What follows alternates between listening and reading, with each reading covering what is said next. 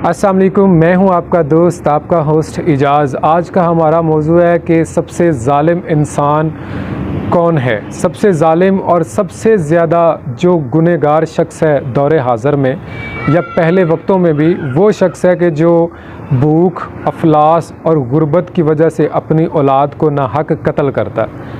अल्लाह ताला फरमाता है कि मैं इनको रिज़्क देता हूँ, तुम अपनी औलाद को तंग दस्ती की वजह से कत्ल ना करो। तो ऐसे हमने बेशुमार वाक़यात देखे हैं, जैसे कि रिसेंटली कराची में एक वाक़या हुआ, बहुत ही अफसोसनाक। एक ताजर ने अपनी बीवियों और अपने बच्चों को सिर्फ़ इसलिए कत्ल कर दिया कि वो कर्ज़े में डूब गया था। और ऐसी बेशुमार मिसालें हमारे सामने मौजूद हैं कि वो लोग जो अपनी औलादों को सिर्फ़ इस डर की वजह से कत्ल कर देते हैं कि उनके पास उनके खाने के लिए पैसे नहीं हैं। तो ये जुल्म जो शख्स करता है वो इंतहाई नापसंदीदा शख्स है, माशरे में भी और अल्लाह की नज़र में।